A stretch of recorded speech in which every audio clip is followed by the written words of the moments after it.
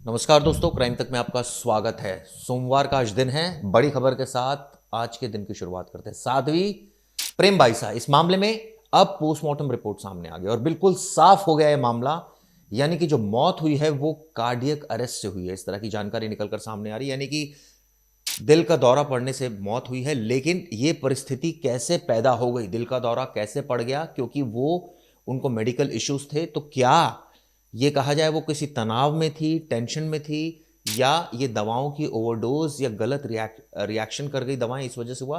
अब इस मामले की डिटेल इन्वेस्टिगेशन अभी भी जारी है। लेकिन जो इनिशियल पोस्टमार्टम रिपोर्ट आई है वो मैं आपको बता देता हूं, जिससे एक तरह से ये साफ हो गया है कि कोई जहर वाली बात नहीं है। क्योंकि शुरुआत में कहा जा रहा था कि कोई जहर है, लेकिन अब बिल्कुल क्लियर कर दिया है पुलिस ने। तमाम जो मीडिया कयास लगा रही थी उन पर भी विराम लगा दिया है और ये कहा है कि जो मौत हुई है प्रेम बाईसा की वो दरअसल कार्डियक अरेस्ट की वजह से हुई है। अब आपको बता दूं, जो ओम प्रकाश पासवान है, प्रेस कॉन्फ्रेंस की उन्होंने, जो पुलिस कमिश्नर है, उन्होंने कहा कि अस्थमा व फेफड़ों से संबंधित उनको बीमारी थी, यानी कि एस्थमेटिक थी वो। इसके अलावा उनके लंग्स में इश्यूज थे। क्यों थे? शुरुआत से ही ये इनके इश्यूज चल रहे थे। मेडिकल हिस्ट्री सामने आई और उसके बाद उसकी वजह से जो इंजेक्शन दिया गया तभी कार्डियक अरेस्ट आ गया। क्या ये एक नॉर्मल रूटीन में ऐसा हुआ या फिर इसके पीछे कोई साजिश है, जानबूझकर ऐसी दवा दी गई जिससे मौत हो गई? पुलिस इसकी तफ्तीश करे। लेकिन अभी तक जो समझ में आ रहा है, एफएसएल जो रिपोर्ट आई है और जो पोस्टमार्टम रिपोर्ट है, ये दोनों ही रिपोर्ट अलग अलग रिपोर्ट्स होती हैं और दोनों को क्लब करने के बाद डॉक्टर्स ने ओपिनियन फॉर्म की है और उसके बाद ये कहा जा सकता है कि ये 18 दिनों के तकरीबन 18 से 20 दिनों के बाद पुलिस ने इस बात का खुलासा किया। 44 लोगों से इस मामले में अब तक पूछताछ हुई, अलग अलग सेंस में पुलिस ने पूछताछ की। 106 मोबाइल की सीडीआर निकाली गई। आप सोचिए कितनी डिटेल्ड इन्वेस्टिगेशन की गई ताकि कोई किसी तरह का कोई पॉइंट ना रह जाए। 106 लोगों की सीडीआर, 106 मोबाइल फोन्स की, हो सकता है एक बंदे के पास 3 से 4 मोबाइल हो, उनकी भी सीडीआर निकाली गई। बाकायदा एक डेडिकेटेड टीम जो थी वो सीडीआर को एनालिसिस कर रही थी। उसके बाद 37 एफएसएल के नमूने इसमें लिफ्ट किए गए थे। टोटल 37 जो एफएसएल के जो सैंपल्स थे उनको लिफ्ट किया गया अलग अलग जगहों पर।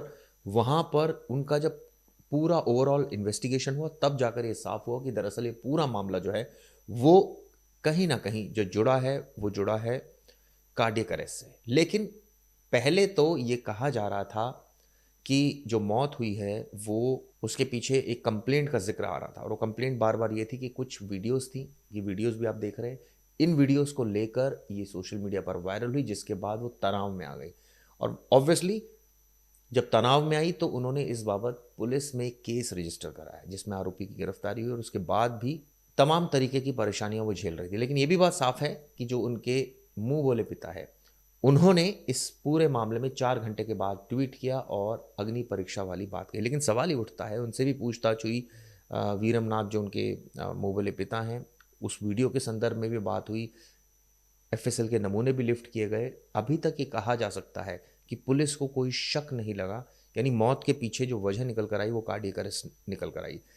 जहर वाली कोई बात नहीं है। इसके अलावा अब ये दवाओं के क्या कोई ऐसा हुआ कि गलत इंजेक्शन लगा दिया गया उस वक्त, जानबूझकर ऐसा लगाया गया, ऐसी कई चीज़ें जो अभी अंडर इन्वेस्टिगेशन है और अभी भी पुलिस ने कंक्लूड नहीं की है इन्वेस्टिगेशन। क्योंकि पुलिस का कहना है कि कई लोगों से कई लेवल पर इन्वेस्टिगेशन हुई, जिसमें कंपाउंडर से लेकर इनके रिश्तेदारों से पूछताछ हुई। इसके अलावा जो स्टाफ था आश्रम का वहाँ पूछताछ हुई।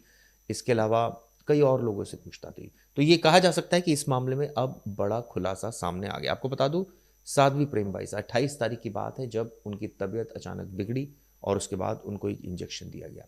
इंजेक्शन दिया एक कंपाउंडर ने और उसके बाद हालत इतनी ज़्यादा खराब हुई कि उनकी मौत हो गई।